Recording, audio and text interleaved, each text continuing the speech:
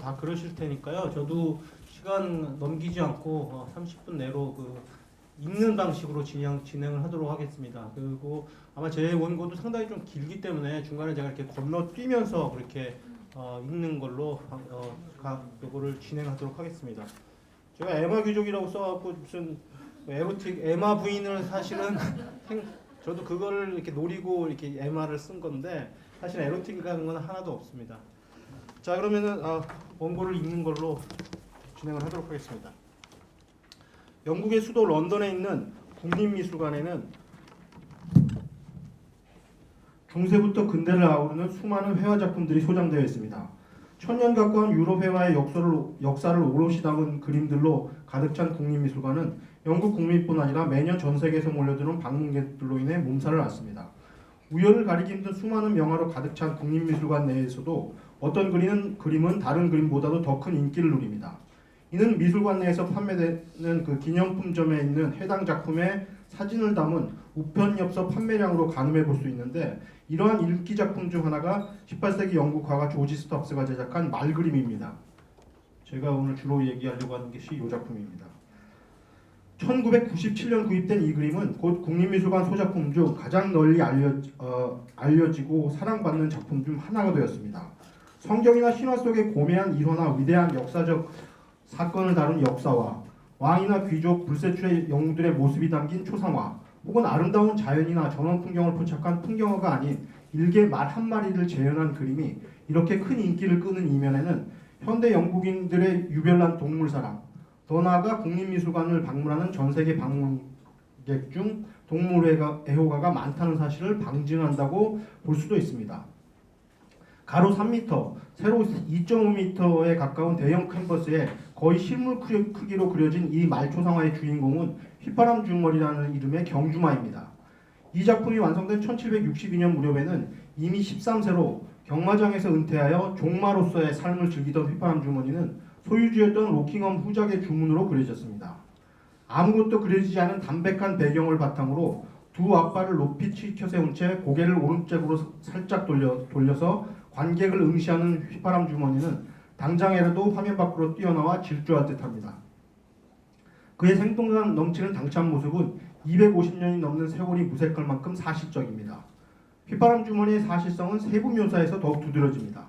반질반질 윤기가 흐르는 갈색 모피, 몸체보다 더 밝은 연갈색의 꼬리털과 갈기털, 당장이라도 소리 높여 울울 짖을 것처럼 팽창한 콧구멍, 확대한 보시면은 아시겠지만 콧구멍이 이렇게 상당히 팽창해 있는 것을 보실 수 있습니다. 콧구멍, 힘찬 뜀박질로 흥분한 또 불쑥 솟아오른 허벅다리와 얼굴의 관상동맥, 여기서도 관상동맥 틀린 거 보실 수 있고요. 확대한 걸 하나 허벅다리에도 보시면은 이렇게 관상동맥까지도 촘촘하게 지금 그려놓은 것을 보실 수 있습니다. 목과 어깨, 허리와 복부 등 몸 전체를 휘감고 흐르는 유연하고 우아한 곡선, 힘과 열정을 장렬한 하얀 불꽃으로 승화시키는 듯한 이마의 흰 반점과 살짝 드러난 흰 눈동자 위, 그리고 새하얀 뒷다리 발목. 이렇듯 이 작품을 처음 보는 현대인들을 매혹시키는 가장 큰 요소는 시공을 초월한 생생함과 현장감입니다. 그렇다면 이 작품을 주문한 로킹엄 후작을 비롯한 18세기 영국인들은 이 그림에서 무엇을 보았을까요? 그들도 우리와 같이 이 작품의 사실성에 탐복하고 이를 높이 평가했을까요? 아니면 현대인과는 다른 또 다른 그 무엇을 보았을까요? 더 나아가 인간도 아닌 동물의 초상화를 주문한다는 것은 어떤 의미를 갖는 것일까요? 본고는 이와 같은 문제의식을 바탕으로 휘파람 주머니 초상화를 비롯해 18세기 영국에서 본격적으로 등장한 말 그림이 가지는 문화적 의미를 이들 말 그림의 주요 주문자였던 귀족 계급의 자기 정체성 및 동물에 대한 근대적 인식의 변환이라는 관점에서 탐구해 보려는 시도입니다.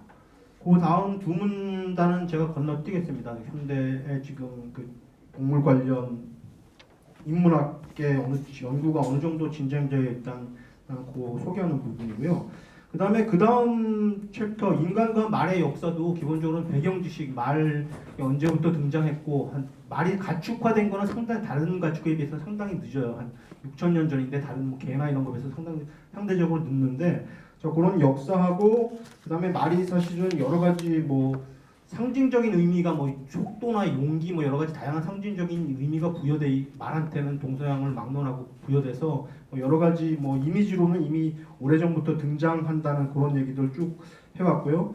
그 다음엔 거기서 또 제가 또 했던 얘기들이 이런 여러 가지 이유 때문에 기마 초상 혹은 기마라는 형태는 어떤 그 위정자나 탄 사람의 위험을 강조하는 그런 것을 보여주기 때문에 이미 고대 로마부터 등장을 해서 이후 서양 역사에서는 자주 등장하는 그런 모티브였다는 거고, 그게 영국에서 도입된 경우는 대충 지금 17세기로 보는데요. 17세기에 프랑드르 지방 출신의 그 화가였던 안토니 반다이크라는 사람이 들어오면서 여러분들이 지금 보시는 당시 찰스 1세의 기마 초상화 같은 것들이 제작되고 있었던 그런 상황이고, 제가 그 다음에 이제 쭉 얘기하는 게 당시 경마에 대한 얘기들을 좀 길게 좀 하고 있습니다. 그러니까 이렇게 여러분들이 지금 우리가 알고 있는 이 경마라는 거, 호스레이싱이 근대적인 의미의 경마라는 게 본격적으로 처음 등장한 것도 역시 영국이고, 한 16세기부터 등장하기 시작해서 17세기 중반 정도 되면 어느 정도 자리를 잡게 됩니다. 그리고 18세기에 들어가면 이게 거의 뭐 광풍이라고 할 정도로 전역을 휩쓸게 되고, 그 다음에 이제 경마와 더불어서 같이 가는 것이 경주마에 대한 관심이에요. 그러니까 그만큼 경마를 통해 돈을 벌기 위해서 경주마 품종 개량에 영국 사람들 18세기에 굉장히 그 엄청난 노력을 쏟고, 그래서 지금 사실 전 세계 경주마 시장을 독점하는 품종이 서러브레이드라는 그 품종인데, 그것이 18세기 영국에서 처음으로 등장한 개량종이고, 원래는 이게 아라비아 출신의 그 종마들을 수입해다가 영국 안만주가 교배시켜서 만들어낸 그런 품종이 서러브레이드라는 품종인데, 그것이 탄생한 것도 지금 18세기라는 그런 당대 상황에 대한 얘기들을 쭉 제가 좀 그 두 번째 챕터에서는 얘기를 하고 있습니다. 자, 그거를 좀 그래서 건너뛰고요. 그 다음에 세 번째 챕터 스톱스와 영국 말 그림 요 부분으로 넘어가겠습니다. 요 그림 같은 경우는 그래서 18세기 초반에 존 우튼이라는 사람이 그린 당시에 뉴마켓이라고 해서 영국에서 본격적으로 경마가 처음 시작됐던 그런 지역이에요. 런던 지금 근교에 있는데 지금도 경마 많이 하는 곳인데, 거기 그 경마장 전경을 그려놓은 1717년 정도 작품이고요. 자, 그러면 이 75페이지 스톱스와 영국 말 그림 그 세 번째 챕터로 가겠습니다. 이러한 사회적 환경에서 말을 주인공으로 하는 말 그림이 등장한 것은 어찌 보면 지극히 당연한 현상이며, 말 초상화는 여러 가지 다양한 의미를 내포했습니다. 유명 경주말을 그린 말 초상화는 말 소유주의 자부심의 표현인 동시에 승리마의 모습을 영원히 시각 기록으로 남기려는 노력의 소산이기도 했습니다. 심지어 유명 경주마의 말 초상화는 해당 말의 종마로서의 정력을 암시하는 선전화의 기능도 수행했는데, 왜냐하면 유명 종마는 상당한 교배 비용을 받았기 때문입니다. 예를 들어 1775년 그로브너 남작은 자신이 소유했던 유명 경주마 짐 크랙의 1회 교배 비용으로 30기네스를 챙겼습니다. 자, 지금 보고 계시는 게 스톱스가 그린 그 짐 크랙이라는 유명 경주마의 초상화입니다. 이 당시 농촌 노동자의 평균 연봉이 20기네스가 채 안 되었고, 30기네스는 거의 정확히 성인 남성 도시 근로자의 1년치 평균 실질 임금에 해당하므로 인기마가 경마뿐만 아니라 시내리로 벌어들일 수 있는 금액도 상당했음을 알 수 있습니다. 앞선 논의를 바탕으로 쉽게 짐작할 수 있듯이 말 초상화가 본격적으로 등장하는 시기도 18세기 영국입니다. 물론 17세기에도 사냥도나 승마도 등 말 그림이 전혀 없었던 것은 아니지만 18세기에 들어서면서 집단이 아닌 말 한 마리만을 화폭에 담는 새로운 전통이 나타납니다. 즉 말의 집단 초상화가 아닌 특정 말 한 마리가 주인공인 말의 개인 초상화 장르가 등장하는 것입니다. 이러한 말 초상화 장르의 초창기 대표 화가는 우튼, 좀 전에 보여줬던 이 그림 작가인데요. 이 우튼으로 그가 1720년경 제작한 보니 블랙은 자, 지금 보여드리는 게 보니 블랙이라는 우튼의 작품인데 칼라를 제가 구하지 못해서 좀 흑백으로 그려 상태가 안 좋아서 죄송합니다. 보니 블랙은 주인공인 말이 중앙에 홀로 크게 그려졌을 뿐만 아니라 오른쪽 가장자리에 웃음컵을 들고 있는 기수의 또 다른 손에는 말의 족보 및 경주 이력, 잘 안 보이실 텐데 이쪽에 들고 있는 요 두루마리 펼쳐져 있는 데가 말의 족보나 경주 이력, 그리고 소유주인 루트랜드 공장의 이름이 적힌 두루마리가 펼쳐져 있어 이 그림의 주문과 제작 목적이 유명 경주마의 혈통과 성공을 강조하기 위한 것임을 알 수 있습니다. 유럽 대륙의 다른 국가에는 없는 말초상화라는 독자적 장르의 출현은 18세기 전반 영국에서 30년간 거주했던 프랑스 왕립미술원 회원 루케가 1755년 출간한 저서 영국 예술의 현 상황에서도 잘 드러납니다. 직접 인용하겠습니다. 우리는 영국에서 초상 화가들 중 말 그림을 전문으로 하는 화가들을 따로 분류할 수 있다. 어떤 경주마가 좀 명성을 얻었다 싶으면 영국인들은 곧바로 그 말의 모습을 담은 그림을 주문한다. 이런 그림은 대부분 단조로운 옆모습이지만 실물과 많이 닮긴 했다. 그들은 보통 기수나 다른 사람을 말 위에 그려넣지만 상당히 조악하다. 지금 보고 계신 그림이 거의 여기에 지금 이 디스크립션에 맞아 떨어지는 것을 보실 수 있을 것 같습니다. 이 글을 통해 우리는 이미 당시 영국에서 말초상화는 초상화 중 독립된 한 분야로 자리 잡고 있었으며 유명 경주마의 초상을 제작하는 일이 다분히 일상화되었음을 알 수 있습니다. 더불어 대다수 말 초상화가 비록 실물과 닮긴 했지만 그리 뛰어난 작품은 아니었다고 추론할 수 있습니다.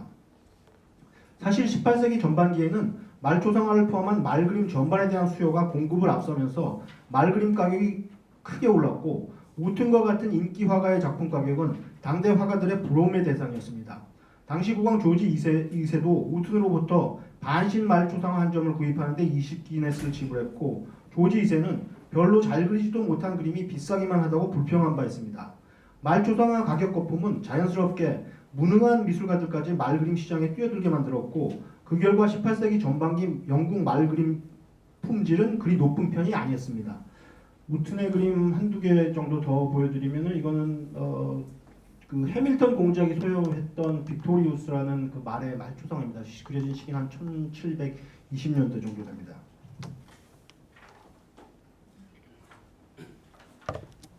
스톱스는 바로 이렇게 말 그림에 대한 수요는 큰 반면 만인이 공감할 정도로 탁월한 말 초상화가는 별로 없었던 상황에서 태어나고 자랐으며 18세기 중엽 스톱스의 등장은 실로 의미심장한 사건이었습니다. 지금 보신 것이 조지 스톱스 본인의 자화상입니다. 1780년도에 그려졌으니까 본인이 한 60대 정도 됐을 때 그려진 자화상이고요. 18세기 후반 영국 미술 비평계를 대표하는 평론가 윌리엄스는 스톱스가 등장하면 말 그림이 말이든 인체든 잘 그리려면 그 해부에 대한 지식이 상당히 있어야 되거든요. 그래서 말 수십 마리를 직접 본인이 해부를 해요. 해부 1년 반에 걸쳐 수십 마리를 해부하면서 그거를 일일이 그림으로 남겨서 기록을 합니다. 그래서 이렇게 말 골격 해서 그걸 이렇게 지금 보시는 것 같이 해서 결국은 1766년에 말 해부학 도감이라고 하는 굉장히 기념비적인 일종의 해부학 수의학에서도 뭐 높이 평가받는 그런 해부학 도감을 출판하는 그런 과정이 있는데 그 과정들은 제가 쭉 적어놨으니까 그 부분 좀 건너뛰도록 하겠습니다. 쭉 계속 건너뛰고 그 다음 단락인 말초상화와 휘그 귀족 요 단락으로 좀 넘어가도록 하겠습니다. 80페이지입니다. 그리고 이제 이 사람이 주로 활동 영역은 지역 리버풀 출신이었고 그 리버풀 중심으로 한 북부 지역에서 주로 초상화 그리면서 활동을 하는데 말초상화 그리기로 작정하고 난 다음에는 런던으로 이주를 합니다. 그래서 런던에 이주해서 런던에서 정착을 하면서 지방으로 이제 안 돌아가는데 자 그럼 80페이지 말초상화 휘급 부분이 있도록 하겠습니다. 런던의 별도는 영국 없던 지방 출신 스톱스가 런던에 도착한 직후 곧바로 성공다도를 달릴 수 있었던 결정적 계기는 당시 영국에서 최고의 인기를 누리던 초상화가이자 후일 왕립미술원 초대 원장이 된 레이놀즈와의 만남 때문입니다. 마침 리고니아 백작의 기마 초상화 작업을 하고 있던 레이놀즈는 모델로 사용할 말초상화가 필요했고 스톱스가 그 일을 맡게 되었던 것입니다. 이를 계기로 스톱스는 레이놀즈와 친분이 깊었던 이탈리아 출신의 승마교사 안젤로와도 가까운 사이가 됩니다. 당시 영국에서 가장 유명한 승마학교를 운영했던 안젤로는 상류사회의 폭넓은 인맥을 구축하고 있었고 그로브는 남작과 스펜서 백작, 토린스턴 자장이나 보링브로크 자작, 리치몬드 공작이나 포틀랜드 공작, 그래프턴 공작 그리고 로킹엄 후작 등 젊고 부유한 귀족을 고객으로 확보하고 있었습니다. 더구나 이들 귀족 중 상당수는 당시 레이놀즈의 초상화 고객이기도 했습니다.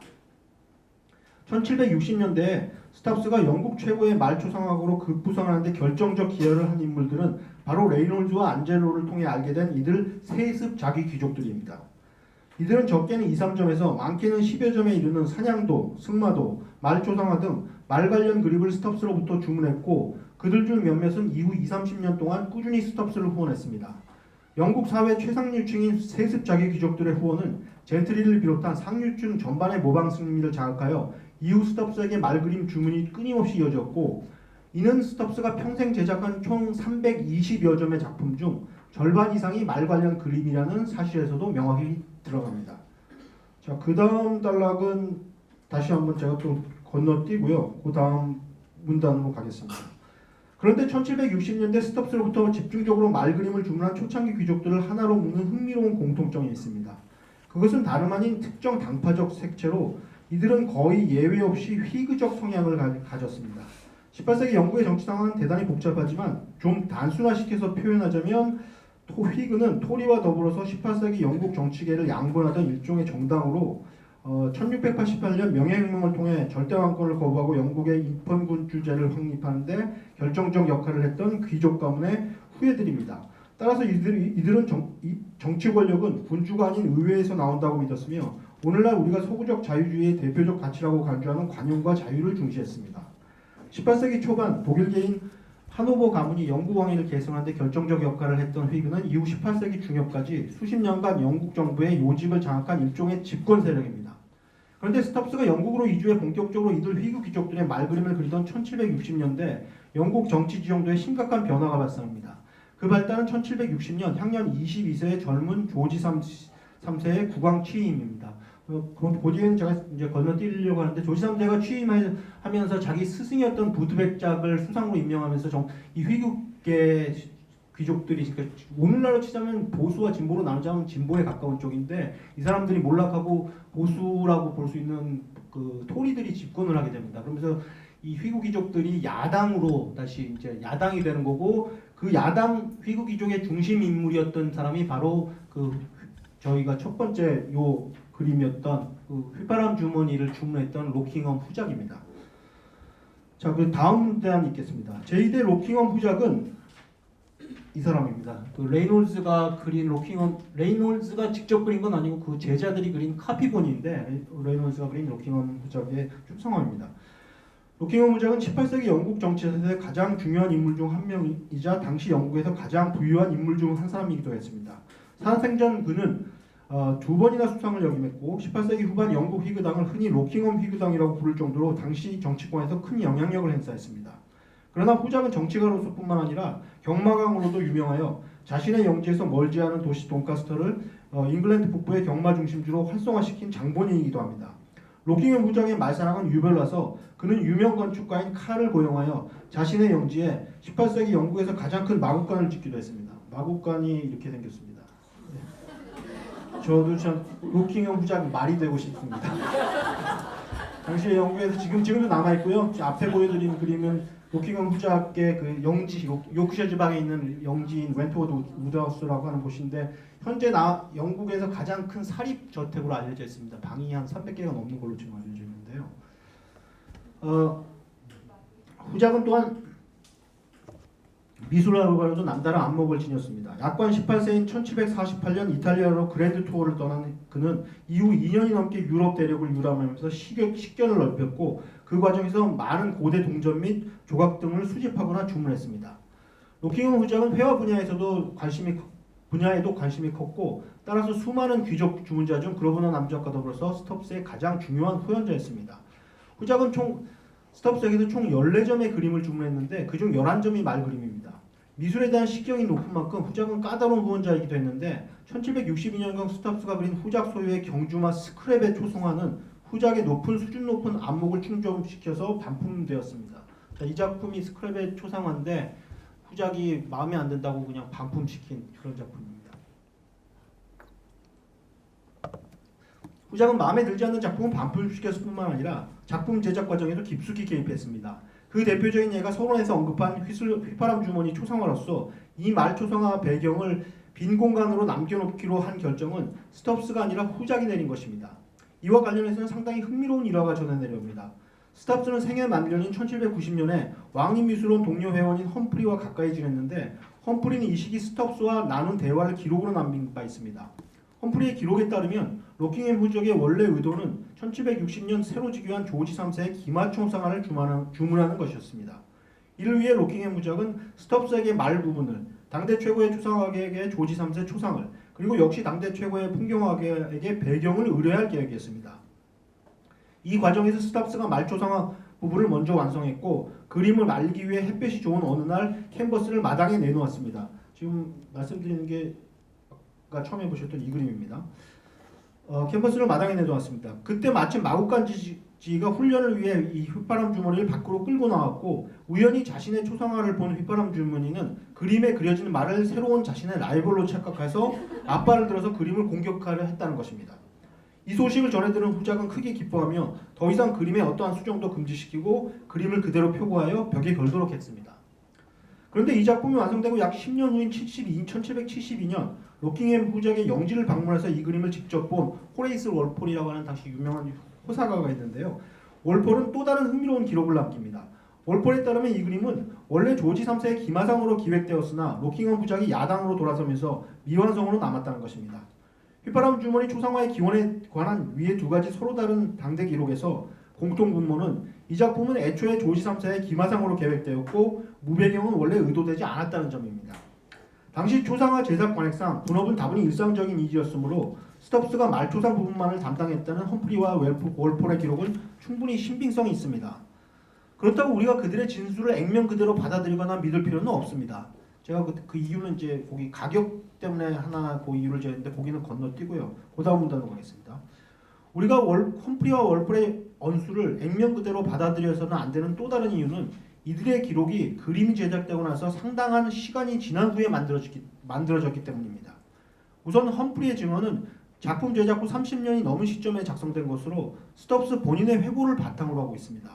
이는 스톱스 자신의 회고이므로 의심할 여지가 없다고 생각하기 쉬우나 인간의 기억이란 더구나 30년이 지난 기억이란 그리 믿을 만한 것이 못 됩니다. 무엇보다도 험프리의 기록은 스톱스의 말 그림 솜씨가 워낙 출중하여 주인공의 휘파람 주머니에 눈까지 속였다는 내용을 담은 일종의 스톱스 자신의 자화자찬입니다.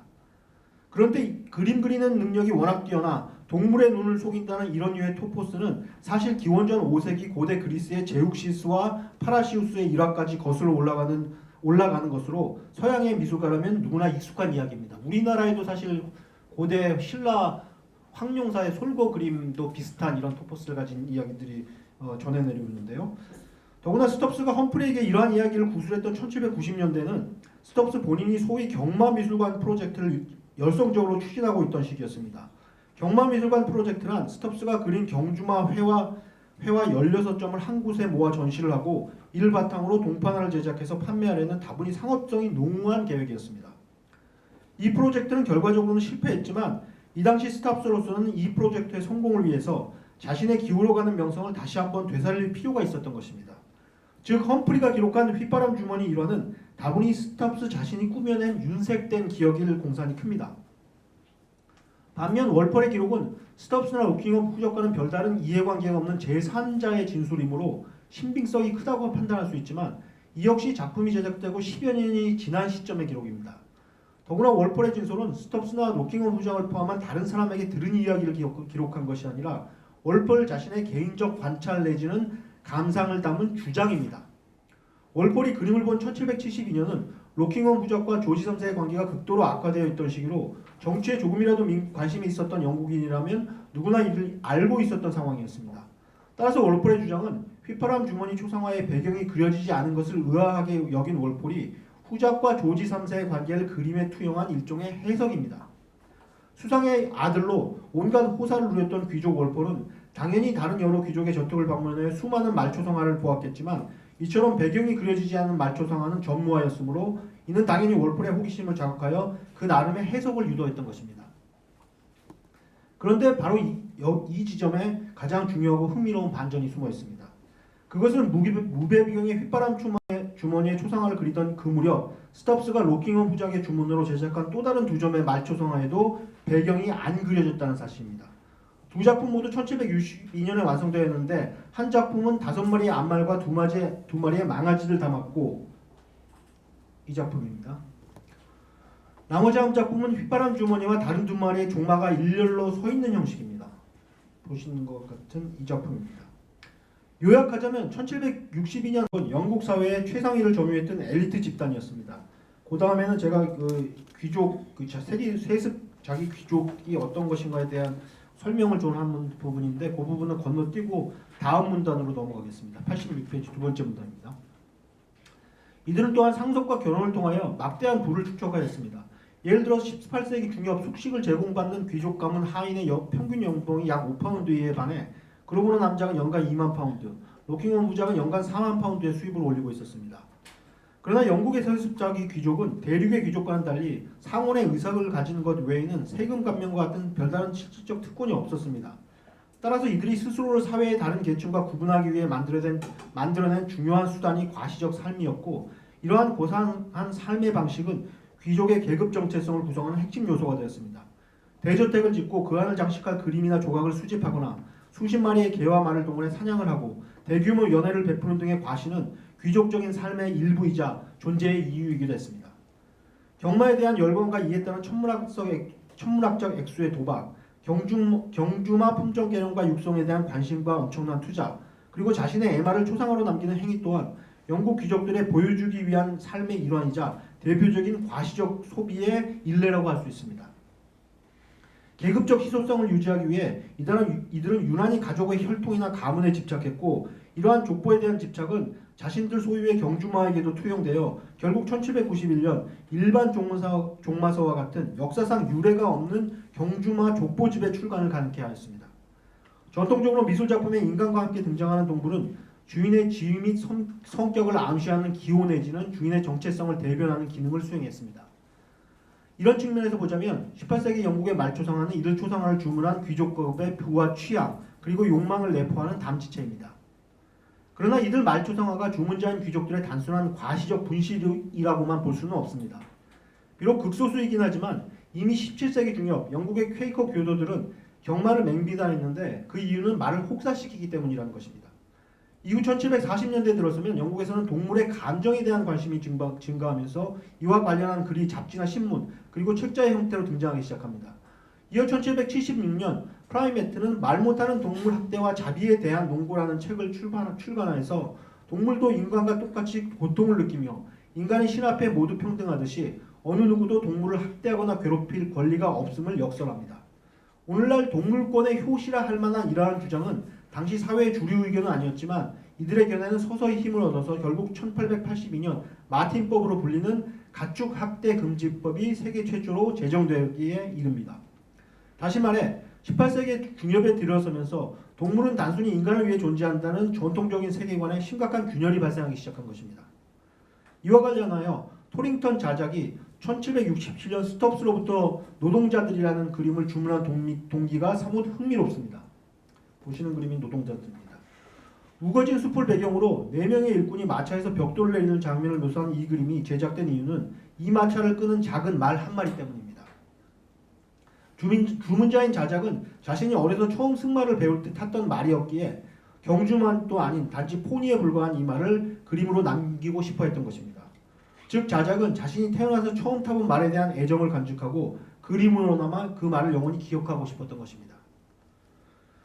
단순한 소유욕과 과시욕이 아닌 동물에 대한 애정과 이들에 대한 한 차원 더 높은 이해가 로킹엄 후작으로 하여금 자신이 아끼는 말을 무배경으로 제작해야 한 이유입니다. 그게 제 결론적인 주장인데요. 아무런 배경도 없이 더구나 안장도 등자도 재갈도 채워지지 않은 말의 초상화는 일체의 맥락적 해석을 거부합니다. 관객은 말의 주인이 누구인지, 말은 어디에 있는지 전혀 알 수 없고 오로지 재현된 말과 그의 자세, 표정만을 오롯이 마주합니다. 무배경에 어떠한 마구도 착용하지 않은 채 덩그러니 그려진 말은 더 이상 주인의 지위나 성격 혹은 정체성을 대변하거나 암시할 수 없게 됩니다. 비록 화면 속에서나마 말은 인간 그리고 더 나아가 자연의 손길이나 간섭으로부터도 자유롭습니다. 즉 그림 안에서 말은 더 이상 누군가의 소유물이나 대상이 아닌 스스로 존재하는 18세기 독일의 철학자 칸트의 용어와 개념을 약간 변형하자면 말 자체가 됩니다. 달리 말해 로킹엄 후작이 주문한 무배경 말 초상화는 동물을 인간을 위해 존재하는 도구로 간주하던 사상이 여전히 지배적이던 18세기 중반, 동물도 수단이 아닌 목적이 될 수 있음을 형상화한 근대적 사고 전환의 이정표였던 것입니다. 감사합니다.